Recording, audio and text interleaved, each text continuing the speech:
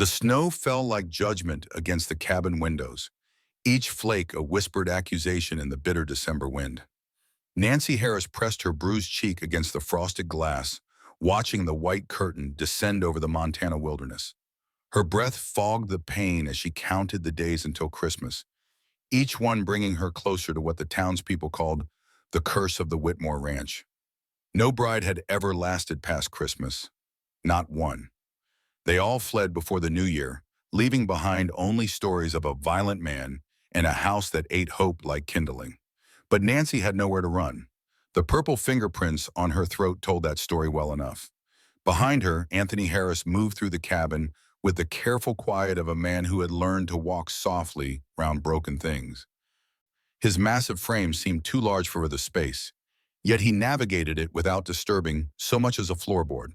Nancy had been watching him for 3 weeks now, waiting for the explosion everyone promised would come. Instead, she found only silence in the gentle way he set her coffee cup down each morning, handle turned toward her left hand because he had noticed she favored it. The wind howled against the eaves, and Nancy pulled her shawl tighter around her shoulders. The fabric was rough wool, nothing like the silk she had worn in her father's house, but it was warm, and it was hers. Everything here was hers now, for better or worse, until death or desertion did them part. "Storm's getting worse," Anthony said from behind her, his voice low and careful. "Might last through the week." Nancy turned from the window, studying his face in the firelight. At 35, he carried himself like a man who had learned early that the world would judge him harshly. His dark hair was touched with premature gray, and his hands, large enough to break a man's neck, moved with surprising gentleness as he banked the fire. The townspeople called him a brute, a killer, a man whose rage burned hotter than the forge where he worked iron into submission. But Nancy had seen him coax a terrified barn cat to eat from his palm, had watched him spend an hour mending a bird's broken wing. "Good," she said, surprising herself with the firmness in her voice. "Let it storm." Anthony's dark eyes found hers across the room, and something passed between them that she could not name. Understanding, perhaps, or recognition. Two people who had learned that sometimes the worst storms were the ones that raged inside human hearts. The fire crackled in the hearth, casting dancing shadows across the rough-hewn walls. Nancy had arrived at the Whitmore Ranch exactly 24 days ago, on a Tuesday that had dawned clear and cold. She remembered every detail because it was the day she had chosen survival over pride, desperation over dignity. Her father's debts had mounted like winter snow, each one adding weight until the whole structure of their life collapsed. The choice had been simple: marry Anthony Harris and settle his accounts, or watch her younger sister Helen be sold to pay them instead. The wedding had been a brief, cold affair in the town church, witnessed by a handful of curious onlookers and the minister who had married 4 other women to Anthony Harris over the past 6 years. Each ceremony had been followed by the same pattern: hope, fear, flight. The brides would arrive with their trunks and their dreams, would last through the autumn months, and would disappear before the Christmas bells finished ringing. She moved away from the window and settled into the chair by the fire, picking up the mending she had abandoned earlier. Her hands were steady now, no longer shaking as they had those first few days. The bruises on her wrists had faded to yellow-green shadows, reminders of her father's final rage when she had dared to question the arrangement he had made. Anthony had seen them, she knew, though he had never spoken of them directly. Instead, he had simply begun leaving her coffee cup farther from the edge of the table, had started announcing his presence before entering a room. "I never asked," Anthony said suddenly, his voice cutting through the comfortable silence. "About before, about why you agreed to come here." Nancy's needle paused in its work. She had been waiting for this conversation, dreading it and needing it in equal measure. "My father owed money to some very unforgiving men," she said, keeping her eyes on the torn fabric in her lap. "Gambling debts. They were going to take my sister as payment if I didn't find another way to settle them. Your offer came at exactly the right time." "Or exactly the wrong time," Anthony replied. "You should know what you've gotten yourself into." "What happened to the others?" Nancy set down her mending and folded her hands in her lap. "Tell me." Anthony was quiet for so long that she thought he might not answer. When he finally spoke, his words came slowly, as if each one cost him something. The first was Jessica Gray, sweet girl, barely 19. She lasted 2 months before she started seeing things that weren't there. Shadows moving in the corners, voices calling her name in the wind. She left on a supply wagon in November, crying about ghosts and curses. The second was Carolyn Hill. She made it almost to Christmas before she decided I was planning to murder her in her sleep. Found her one morning trying to poison my coffee with rat poison. He paused, poking at the fire with an iron rod. Sparks flew up the chimney like tiny stars seeking escape. Betty Ortiz came next. Lasted 3 weeks. Said the isolation was driving her mad, that she could feel the mountains pressing in on her like a tomb. Helen Price made it the longest, almost 4 months. She left the day before Christmas Eve, took everything she could carry, and most of what she couldn't.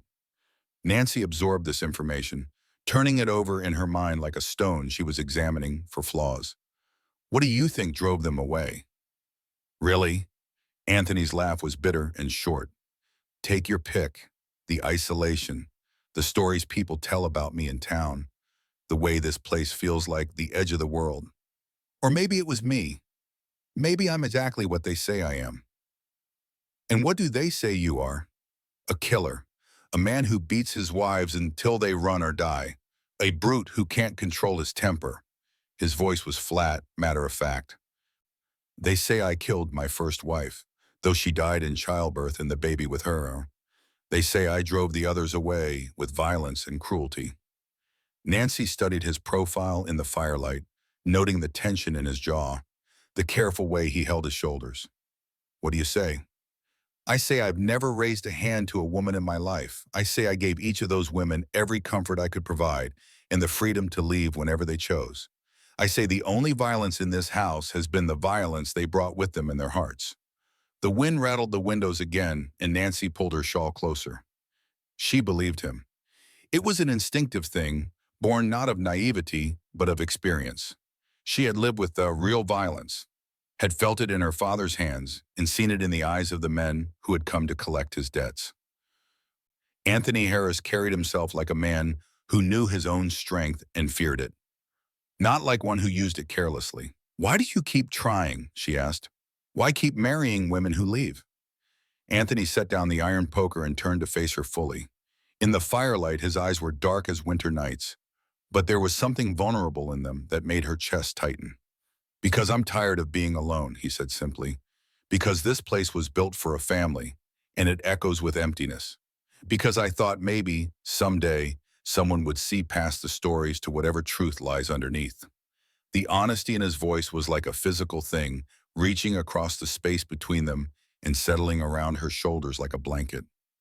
Nancy had spent her life surrounded by lies, her father's promises, her mother's reassurances, society's pretty fictions about love and marriage. This raw truth was both frightening and refreshing. I see you, she said quietly. I see a man who mends broken birds and leaves coffee for his wife even when she barely speaks to him. I see someone who could have forced me into his bed, but chose to sleep by the fire instead. Something shifted in Anthony's expression, surprise giving way to something deeper and more complex. You're not what I expected, Mom, he admitted. What did you expect? Another woman who would see only the stories. Another person who would look at me and see a monster wearing a man's face. He leaned forward in his chair, his hands clasped between his knees. You're different, stronger. You don't flinch when I move too quickly or speak too loudly. Nancy considered this, thinking of the careful dance they had been performing for 3 weeks. She had been watching him, it was true, but not for signs of violence. She had been looking for something else entirely, for the cracks in his armor, for the soft places where kindness might take root. I've lived with real monsters, she said finally. You're not one of them. The fire settled in the grate, sending up a shower of sparks.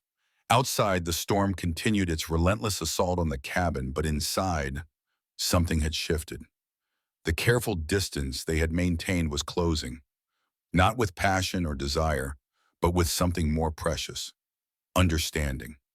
Anthony stood and moved to the window, looking out at the swirling snow. This storm will likely trap us here for days. No one will be able to get through until it passes.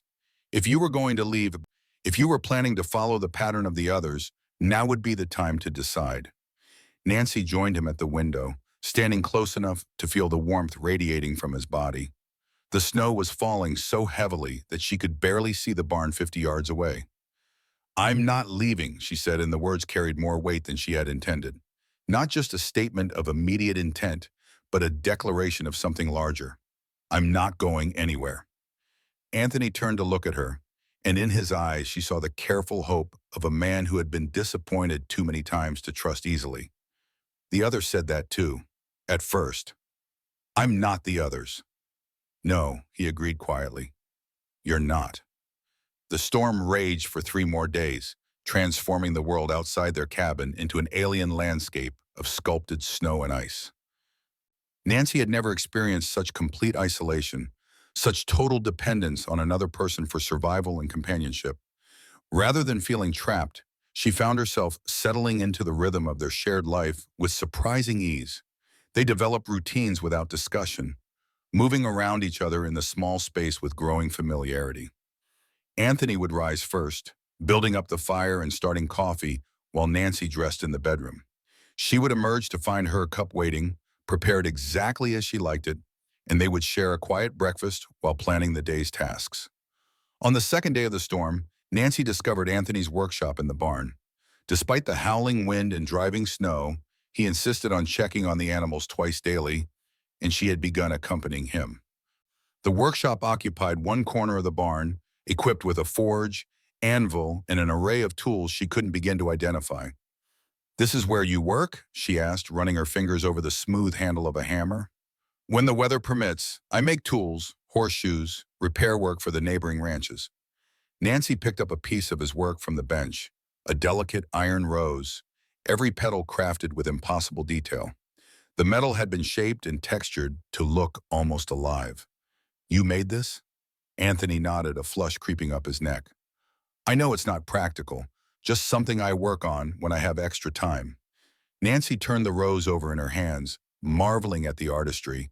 This was not the work of a brutal man, not the creation of someone whose hands knew only violence.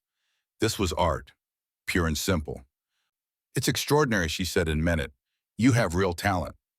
That night, as Nancy lay in the narrow bed listening to Anthony's breathing from the main room, she felt something she had never experienced before. Excitement about the future, not just hope for survival or acceptance of her circumstances, but genuine anticipation for what they might build together. The third day of the storm brought a different kind of challenge. They woke to discover that snow had drifted against the cabin door, trapping them inside. Anthony attacked the problem with systematic determination, using a shovel to gradually carve a tunnel through the drift while Nancy held a lantern. When they finally broke through to the outside world, the sight that greeted them was breathtaking. The storm had sculpted the landscape into fantastic shapes, creating drifts and valleys where none had existed before. The barn was nearly buried, only its roof visible above the white expanse. "Beautiful," Nancy breathed, and Anthony nodded in agreement. "Deadly, too. If we'd lost the cabin, if the roof had collapsed or the fire had gone out." He didn't finish the thought, but Nancy understood. They had been dancing on the edge of disaster, saved only by preparation and luck. That afternoon, as they worked together to dig out the barn and check on the animals, Nancy felt the full weight of what she had chosen. This life would always be precarious, always balanced on the knife's edge between survival and catastrophe. There would be no safety net, no family to fall back on. There was only this man, this place, and whatever strength they could find in each other. The thought should have terrified her. Instead, it filled her with a fierce kind of joy. That evening, as they sat by the fire sharing a bottle of whiskey Anthony had been saving for a special occasion, Nancy made a decision that surprised them both. "I want to learn," she said suddenly. Anthony looked up from his glass. "Learn what?" "Everything. How to work the forge, how to care for the animals, how to survive here on my own if I need to. I want to be a real partner, not just someone you have to take care of." Anthony was quiet for a long moment, studying her face in the firelight. "It's hard work, dangerous sometimes." "I'm already hurt," Nancy replied, touching the fading bruises on her wrists. "But I'm healing. I want to learn how to be strong. You're already strong, Anthony said softly. Stronger than you know. Then help me become stronger still. He reached across the space between their chairs and took her hand. All right, we'll start tomorrow if the weather clears, but you have to promise me something. What? Promise me you'll tell me if it becomes too much. Promise me you won't try to prove something at the cost of your safety. Nancy squeezed his hand. I promise. But you have to promise me something too. Name it. Promise me you'll let me try. Promise me you won't hold back because you think I'm too delicate. I want to earn my place here, Anthony. I want to deserve it. Anthony lifted their joined hands and pressed a soft kiss to her knuckles, a gesture so unexpected and tender that it stole her breath. You already deserve it, he said against her skin. You've deserved it from the moment you chose to stay. The storm finally broke on the fourth day, leaving behind a world transformed. Nancy woke to brilliant sunlight streaming through the windows and the sound of water dripping from the eaves as the snow began its slow surrender to the winter sun. Anthony was already up, standing at the window with his coffee cup cradled in his hands. It's over, he said without turning around. Nancy joined him at the window, marveling at the pristine landscape spread before them. The snow sparkled like scattered diamonds, and the air was so clear she could see individual trees on the distant mountainsides. The road will be impassable for days, Anthony continued. Maybe weeks, depending on how much snow fell in the passes. We're still cut off. Nancy heard something in his voice, a note of concern that had nothing to do with their isolation. What is it? Anthony turned to face her, and she saw worry etched in the lines around his eyes. Christmas is in 5 days. If the pattern holds, if you're going to leave like the others— I'm not leaving, Nancy interrupted, but Anthony held up a hand. Let me finish. I need to say this while I still can. He set down his coffee cup and faced her fully. These past few days being trapped here together, it's been the happiest I've been in years, maybe ever. You're not just staying out of obligation or fear. You're choosing to be here, choosing to build something with me. Nancy felt her heart constrict with emotion. In the bright morning light, Anthony looked younger somehow, more vulnerable. But, he continued, I also know that choosing something when you're trapped is different from choosing it when you have other options. When the road clears, when people come looking for you, you might feel differently. Nancy stepped closer, close enough to see the flecks of gold in his dark eyes. Anthony Harris, you are the most stubborn, self-defeating man I have ever met. Surprise flickered across his features. What? I said I'm not leaving. I meant it when I said it during the storm. I mean it now. And I'll mean it when the road clears and when Christmas comes and goes. I am not leaving. Nancy, no, you listen to me now. Nancy placed her hands on his chest, feeling the steady beat of his heart beneath her palms. I didn't come here because I had no other choice. I came here because it was the best choice available to me. I didn't stay because I was trapped. I stayed because I found something worth staying for. Anthony's hands came up to cover hers, holding them against his chest. What did you find? A man who makes iron roses in his spare time. A partner who trusts me enough to teach me dangerous skills. A life where I can be strong instead of protected, useful instead of ornamental. Nancy felt tears prick her eyes, but they were good tears, clean tears. I found home, Anthony. I found here I belong. Anthony's arms came around her then, pulling her against his chest in an embrace that was fierce and gentle and desperate all at once. Nancy melted into his warmth, feeling something inside her chest unlock and expand. When they finally separated, Anthony kept his hands on her shoulders, studying her face as if memorizing every detail. Are you sure? He asked quietly. Really sure? I've never been more sure of anything in my life. Anthony nodded slowly, and Nancy watched as the last of his careful defenses crumbled. What remained was raw and real and beautiful. A man who had been alone for too long, finally allowing himself to believe in partnership. Then we better get started, he said, and Nancy heard the smile in his voice even before she saw it transform his features. Started on what? Your education. You said you wanted to learn everything. We've got a lot of ground to cover. True to his word, Anthony began Nancy's practical education that very morning. They started with the animals, teaching her to recognize signs of illness or distress, showing her how to distribute feed efficiently and safely. The cattle were massive, intimidating creatures, but Anthony guided her through the process with patience and gentle correction. The afternoon was devoted to the workshop, where Anthony began teaching her the basics of metalworking. Nancy had expected the forge to be intimidating, but under Anthony's patient guidance, she found herself fascinated by the process of transforming raw iron into useful objects. The metal has to be hot enough to work, but not so hot that it becomes brittle, Anthony explained as he demonstrated the proper technique. It's all about reading the color, feeling the resistance. Nancy's first attempts were clumsy and inefficient, but Anthony was endlessly patient, adjusting her grip, correcting her stance, guiding her movements until she began to find the rhythm. As the sun began to set, Nancy and Anthony returned to the cabin. Nancy was exhausted but exhilarated, her body tired in a way that felt good and clean. "How do you feel?" Anthony asked as they prepared dinner together. Nancy considered the question seriously. Her hands were blistered from the hammer, her back ached from bending over the forge, and she smelled like smoke and animals and honest sweat. She had never felt better in her life. "Like myself," she said finally. "For the first time, I feel like myself." That night, as they sat by the fire sharing a simple meal, Nancy found herself studying Anthony's hands as he ate. They were scarred and calloused from years of hard work, marked by small burns from the forge and cuts from sharp metal. They were not the hands of a gentleman, but the hands of a craftsman, a creator, a man who built things that lasted. "Tell me about your first wife," Nancy said suddenly, surprising herself with the boldness of the question. Anthony's spoon paused halfway to his mouth. "What do you want to know?" "Everything. Her name, what she was like, how you met." Anthony set down his spoon and leaned back in his chair, his eyes distant with memory.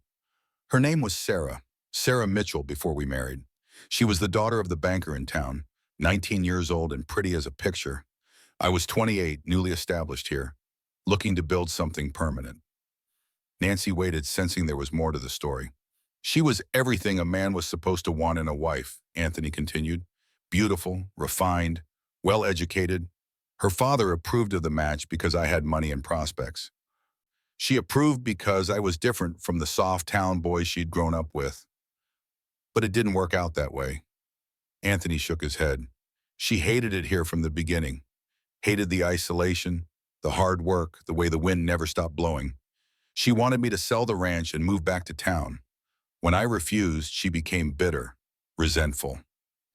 Nancy could picture it, a young woman raised in comfort and society, suddenly transplanted to this harsh, demanding environment. "Then she got pregnant," Anthony continued, his voice growing softer. "For a while, things were better between us. She seemed happier, more settled. I thought maybe the baby would give her something to focus on besides her unhappiness." Nancy felt her heart clench with sympathy for both of them. "She went into labor on a February night during the worst blizzard I'd ever seen. No way to get to town for the doctor. No way to get help. I did what I could, but—" Anthony's voice trailed off. "She labored for 2 days. The baby was breech, too big, something was wrong. In the end, I lost them both." Nancy reached across the table and covered his hand with hers. "I'm sorry. The townspeople blamed me, of course. Said I should have gotten her to the doctor sooner. They were probably right, but Sarah wouldn't hear of it. She said she wanted the baby born here, on the ranch. Or trying to love you enough to stay." Anthony looked up at her, surprise flickering in his dark eyes. "Maybe. I never thought of it that way." Nancy squeezed his hand. "She wasn't wrong to try. This place is worth loving, Anthony. It's harsh and demanding, and sometimes cruel, but it's also beautiful and honest and real.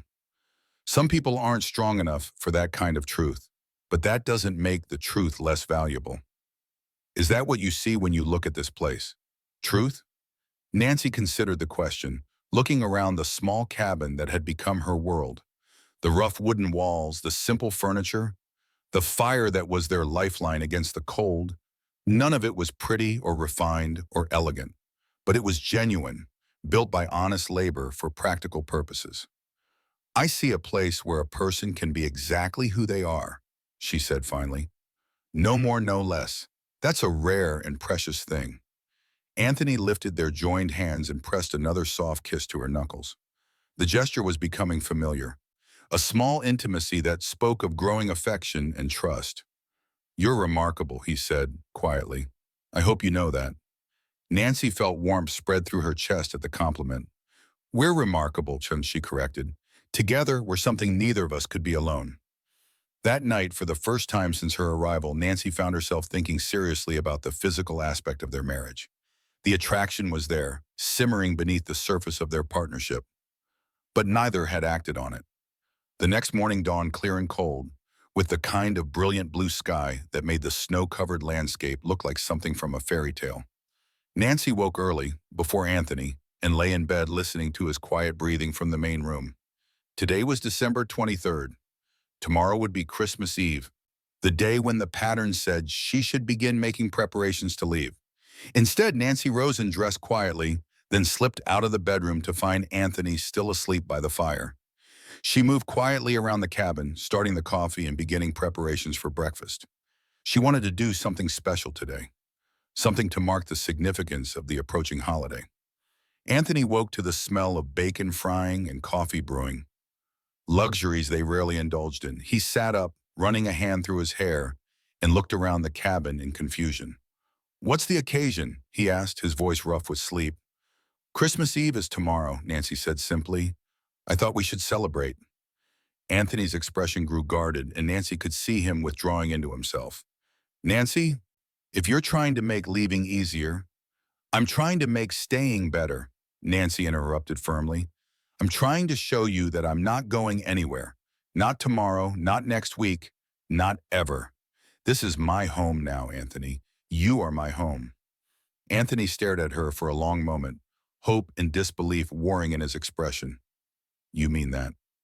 I mean it more than I've ever meant anything. Nancy moved to stand in front of him, looking down at his upturned face. The question is, do you want me to stay? Really want me to, not just as a solution to loneliness. Do you want me, Nancy Harris, to be your wife in truth as well as name? Anthony rose slowly, his eyes never leaving hers. When he spoke, his voice was low and rough with emotion. I want you more than I've ever wanted anything. I want you to stay. I want you to be happy here. I want to build a life with you that's worthy of the gift you're offering. But I'm scared, Nancy. I'm scared that I'll disappoint you, that this place will break you like it broke the others. Nancy reached up and cupped his face in her hands, feeling the rough texture of his morning beard against her palms. Then don't wake up alone anymore. Don't sleep by the fire like a guest in your own home. Be my husband, Anthony. Really and truly be my husband. The invitation hung between them, clear and unmistakable. Anthony's hands came up to cover hers, his eyes searching her face for any sign of doubt or reservation. Are you sure? He asked, and Nancy heard the echo of all their previous conversations in the question. I've never been more sure of anything in my life. Anthony's answer came not in words but in action. He lowered his head and kissed her, gently at first, then with growing passion as Nancy responded with equal fervor. The kiss tasted of coffee and possibility, of new beginnings and promises kept. Later, much later, they sat together by the fire sharing the salvaged remains of their breakfast. Nancy was curled against Anthony's side, her head on his shoulder, feeling more content than she had ever thought possible. The morning's intimacy had been a revelation, not just the physical joining, but the emotional connection that had accompanied it. I have something for you, Anthony said suddenly, shifting beneath her. Nancy looked up at him in surprise. A Christmas gift? More of a wedding gift, I suppose. Something I should have given you weeks ago. Anthony reached into the pocket of his shirt and withdrew a small object wrapped in soft cloth. I made it for you, for whoever would be my wife someday. Nancy unwrapped the cloth carefully, gasping when she saw what lay inside. It was a ring, but unlike any ring she had ever seen. Instead of a traditional band, Anthony had crafted delicate iron vines that wound around each other, supporting a small rose in full bloom. The metalwork was exquisite, every detail perfect. Anthony, it's beautiful, she breathed, holding the ring up to catch the firelight. It's the most beautiful thing I've ever seen. It's not gold or silver, Anthony said, uncertainty creeping into his voice. I know it's not what most women would want. It's perfect, Nancy interrupted, slipping the ring onto her finger. It fit as if it had been made specifically for her, which she realized it had been. It's perfect because you made it, because it's unique, because it represents everything we're building together. Anthony lifted her hand and kissed the ring, sealing it in place with the gesture. I love you, Nancy Harris. I love your strength, your courage, your willingness to see beauty in difficult things. I love you too, Nancy replied, the words coming easily and naturally. I love your gentleness, your artistry, your stubborn refusal to let the world make you cruel. They made love again that afternoon, slowly and tenderly, taking time to explore and appreciate each other without the urgency of their earlier joining. Nancy marveled at the contrast between Anthony's powerful frame and his gentle touch, the way he worshipped her body as if she were something precious and fragile. As evening approached, they worked together to prepare a special dinner, using supplies Anthony had been saving for Christmas. Nancy found herself humming as she cooked, a tuneless melody that spoke of deep contentment. What are you thinking about? Nancy asked, noticing Anthony's intense gaze. Tomorrow, Anthony replied. Christmas Eve.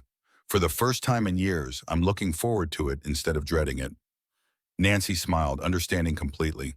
Tomorrow would mark not just the holiday, but the breaking of the pattern that had defined Anthony's life for so long. That night, Nancy moved her belongings into the main bedroom, officially ending the artificial separation they had maintained. As they settled into bed together, Nancy felt a deep sense of rightness, of pieces falling into place. Nancy, Anthony said softly in the darkness. Thank you for choosing this, for choosing me, for being brave enough to see past the stories to whatever truth lies underneath. Nancy turned in his arms, finding his lips in the darkness for a gentle kiss. Thank you for being worth choosing. Christmas Eve morning brought fresh snow and the kind of crystalline air that made every breath feel like a gift. Nancy woke to find Anthony already up and dressed, moving quietly around the cabin so as not to disturb her. She lay still for a moment, watching him through half-closed eyes, marveling at how natural it felt to wake up beside him. Good morning, she said softly, stretching beneath the warm quilts. Anthony turned with a smile that transformed his entire face. Good morning, wife. The word sent a thrill through Nancy, not because it represented possession or status, but because it represented belonging. She was his wife not because she had been given or sold or traded, but because she had chosen to be. What's the plan for today? Nancy asked, sitting up and reaching for her robe. I thought we might take a ride, Anthony said. If you're feeling up to it, there's something I want to show you. After breakfast, Anthony helped Nancy into her warmest clothes and led her out to the barn. He had already saddled both horses, his sturdy gelding Buck and the gentle mare Rosie. Nancy had been riding regularly since her arrival, part of Anthony's comprehensive education program.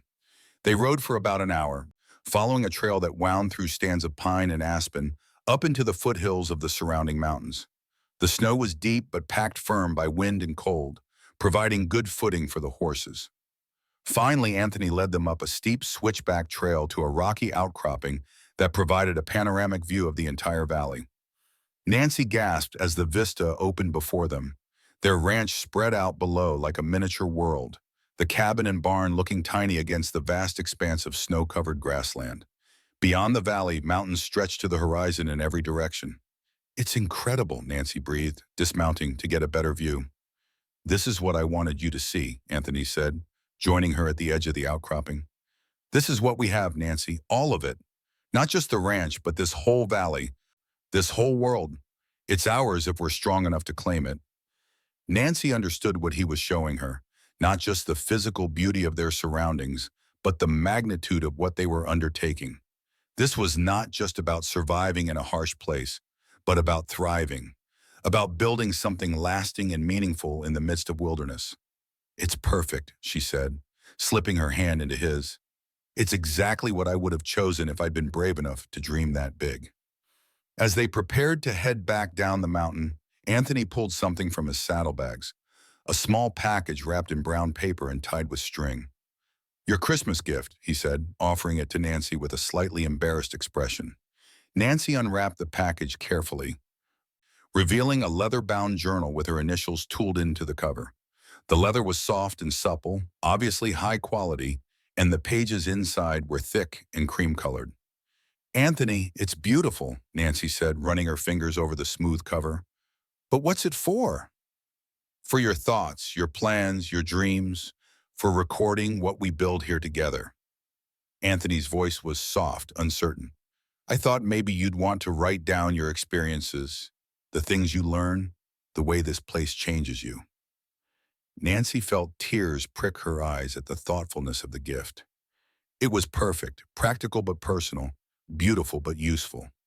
More than that, it represented Anthony's faith in their future, his belief that their story was worth recording and preserving.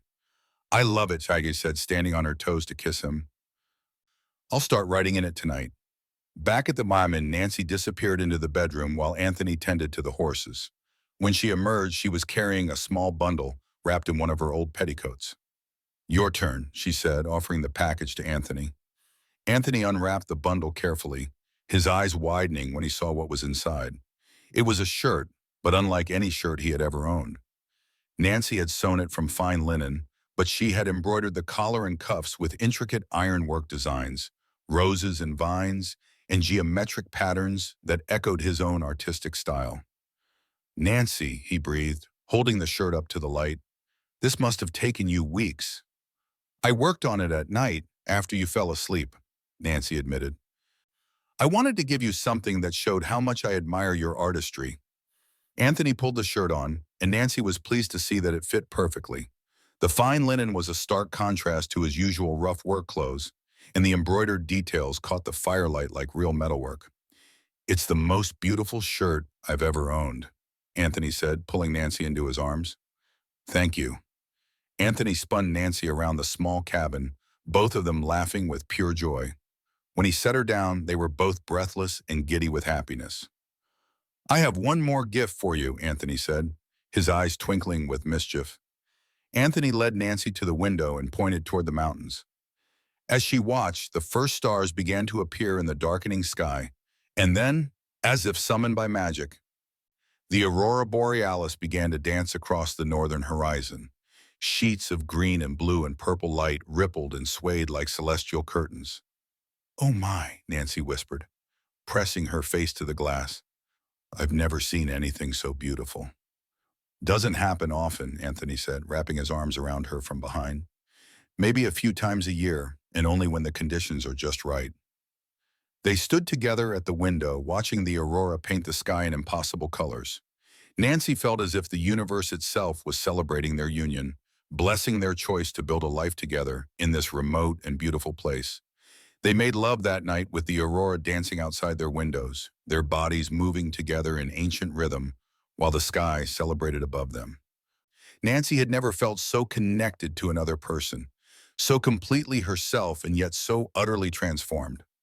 Later, as they lay tangled together in the warm aftermath, Nancy traced lazy patterns on Anthony's chest with her fingertip. "Anthony," she said softly, "I want you to know something. Tomorrow is Christmas Day, and I'll still be here. Next week is New Year's, and I'll still be here. Next Christmas, and the Christmas after that, and every Christmas for the rest of our lives, I'll be here." Anthony's arms tightened around her. "Promise me."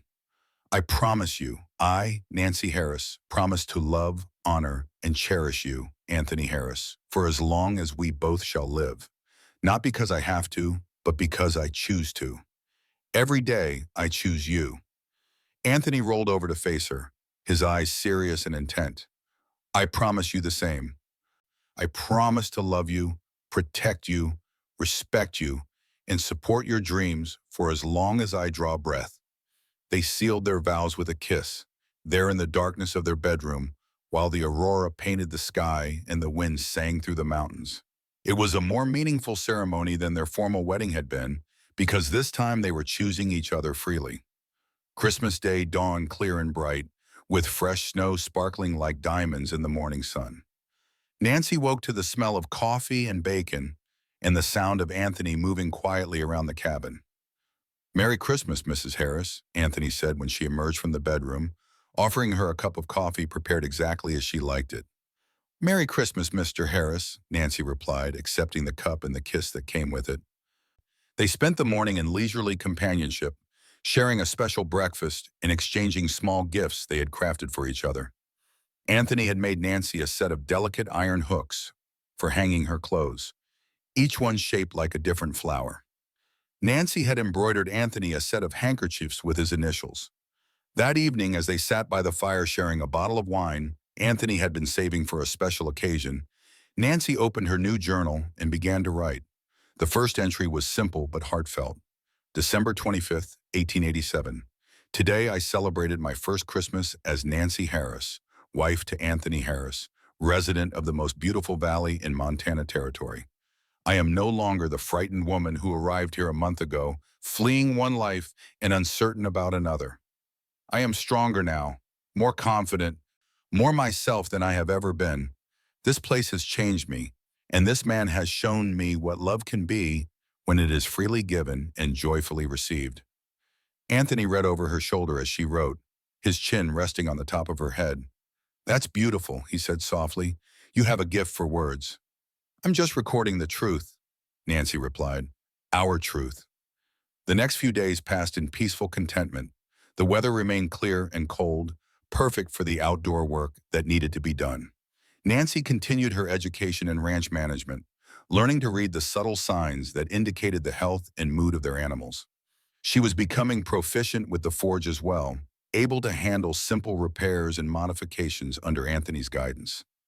New Year's Eve arrived with a fresh snowfall and a sense of anticipation that had nothing to do with the calendar.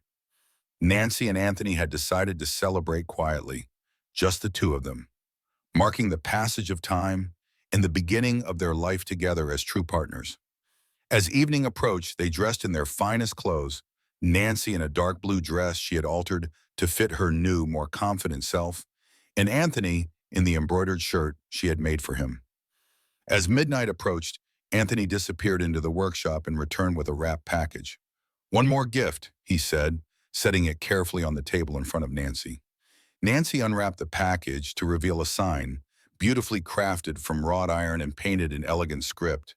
Harris Ranch, Stanwell, 1887, Anthony and Nancy Harris, proprietors.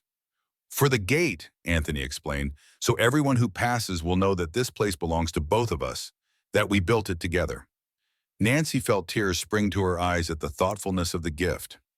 It was more than just a sign, it was a declaration of partnership, a public acknowledgement that she was not just a wife, but a full partner in everything they were creating. They bundled up and trudged through the snow to the gate that marked the entrance to their property. Anthony had already prepared the mounting brackets, and it took only a few minutes to install the sign.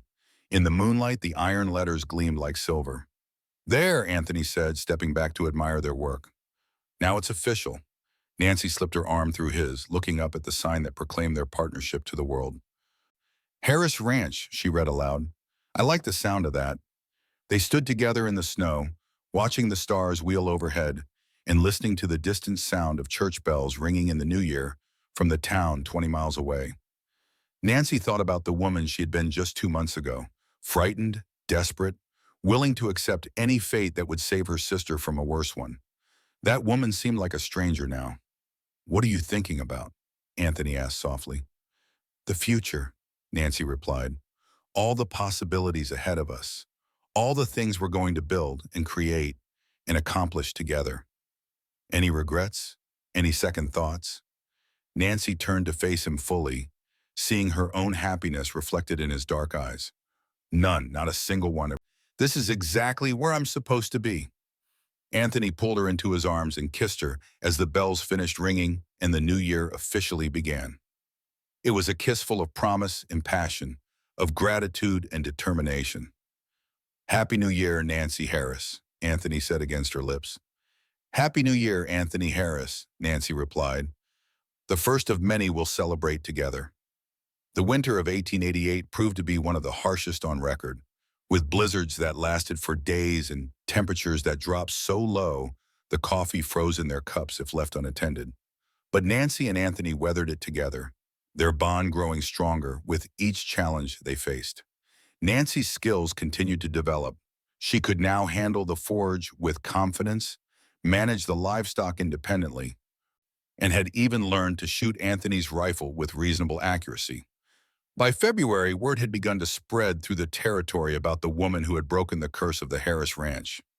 Visitors began arriving, curious neighbors and potential customers, drawn by stories of Nancy's transformation and Anthony's artistic abilities. The first major commission came in March. A wealthy rancher wanted custom gates for his new estate. Anthony and Nancy worked together on the design, combining Anthony's technical expertise with Nancy's eye for beauty and proportion. The finished gates were magnificent, featuring intertwined roses and cattle brands. "This is just the beginning," Nancy told Anthony as they watched the installation. "Word will spread about this work and more commissions will follow." She was right. By summer, they had more work than Anthony could handle alone, and Nancy had begun learning advanced techniques so she could assist with the more complex projects. Their reputation spread throughout Montana Territory and beyond. The ranch prospered as well. Nancy's garden produced an abundance of vegetables, which she preserved for winter and sold to neighbors. The cattle herd grew, supplemented by the sheep Nancy had convinced Anthony to add. But the most significant change was in Nancy herself. The frightened woman who had arrived in November had been replaced by someone confident and capable. Someone who could negotiate with suppliers, manage complex projects, and hold her own in any conversation. By their first wedding anniversary, the Harris Ranch had become a destination. People came from hundreds of miles away to commission Anthony's ironwork or to buy Nancy's textiles and preserves. The little cabin had been expanded into a proper house. "Do you ever miss it?" Anthony asked one evening as they sat on their new front porch, watching the sunset paint the mountains in shades of gold and purple. "Your old life, the ease and comfort you gave up to come here?" Nancy considered the question seriously. "I miss my sister," she said finally. "I worry about her, wonder if she's safe and happy. But miss my old life? No, that wasn't really living, Anthony. That was just existing, waiting for someone else to decide my fate. And now? Now I'm living, really living, for the first time in my life. I'm building something meaningful, creating something that will last long after we're gone." Nancy reached for Anthony's hand. "I'm exactly who I was meant to be, exactly where I was meant to be." Anthony lifted their joined hands and kissed her knuckles. "I love you, Nancy Harris, more every day, if that's possible." "It's possible," Nancy replied, leaning over to kiss him properly. "I know, because I feel the same way about you." Christmas of 1888 was a celebration unlike anything either Nancy or Anthony had ever experienced. Their success had brought them not just prosperity, but community, friends and customers who had become genuine companions. The house was full of guests, laughter, and the kind of warmth that had nothing to do with the fires blazing in every hearth. Nancy moved through the crowd with confidence and grace, the perfect hostess and business partner. She discussed upcoming commissions with the men, shared recipes with the women, and charmed everyone with her genuine interest in their lives. "You're magnificent," Anthony murmured in her ear as they stood together watching their guests enjoy the feast Nancy had prepared. "We're magnificent," Nancy corrected. "Look what we've created, Anthony. Not just the business or the ranch, but this: community, friendship, respect." As the evening wound down and their guests began to depart, Nancy found herself thinking about the symbolic significance of the date. It was exactly 13 months since her arrival, more than a year since she had broken the pattern that had defined Anthony's life. That night, as Nancy lay in bed listening to Anthony's breathing, she felt something she had never experienced before: excitement about the future. Not just hope for survival, but genuine anticipation for what they might build together. New Year's Eve brought a quiet celebration, just the two of them marking the passage of another year and the beginning of new possibilities. "What are you most proud of from this year?" Nancy asked as they sat by the fire sharing champagne. Anthony considered the question thoughtfully. "The church commission, I think. Not just because it was the largest project we've undertaken, but because of what it represents. A year ago, the townspeople saw me as a dangerous man. Now they're trusting me to create something beautiful for their place of worship. What about you? Anthony asked. What makes you proudest? This, Nancy said, gesturing around their comfortable home. Not the house itself, but what it represents. The fact that I can entertain a dozen people without anxiety, that I can hold my own in any conversation, that I'm seen as a partner rather than just a wife. As midnight approached, they walked out to the gate where their sign proclaimed their partnership to the world. The iron letters gleamed in the moonlight. Another year, Nancy said, slipping her hand into Anthony's. Another year of building something beautiful together, Anthony agreed. The church bells in town began to ring, marking the arrival of 1889, and Nancy felt a familiar surge of gratitude and anticipation. Happy New Year, my love, Anthony said, pulling her into his arms. Happy New Year, Nancy replied, and kissed him as the bells finished ringing and another year of their shared life began. Spring of 1889 brought unexpected news that would test everything Nancy and Anthony had built together. A letter arrived from Nancy's sister Helen, the first communication Nancy had received from her family since her marriage. Their father had died, leaving Helen alone and in desperate circumstances. She begged Nancy to help her, to find her a position somewhere safe. She could come here, Anthony said after Nancy read the letter aloud. We could use help with the business, and there's room in the house. Nancy looked up at him in surprise. You'd be willing to take her in, just like that? She's your sister. She's family. Of course we'd take her in. They sent a telegram that very day inviting Helen to come to Montana. Her response arrived within a week, grateful acceptance and a promise to arrive on the next available train. Helen arrived on a bright May morning, stepping off the train looking pale and frightened and utterly out of place in her city clothes. Nancy's heart clenched with sympathy as she embraced her younger sister. Over the following weeks, Nancy watched with growing pride and relief as Helen began to settle into their life.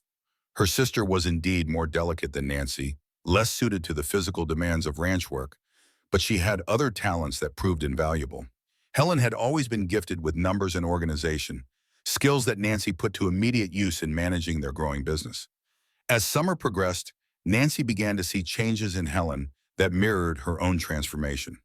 Her sister grew stronger, more confident, more willing to express her own opinions and ideas. I think she's going to be all right, Nancy confided to Anthony one evening as they sat on their porch watching the sunset. More than all right, I think she's going to thrive here, just like I did. Are you surprised? Anthony asked with a smile. A little, Nancy admitted. I always thought of Helen as more fragile than me, less able to handle hardship. But maybe I was wrong.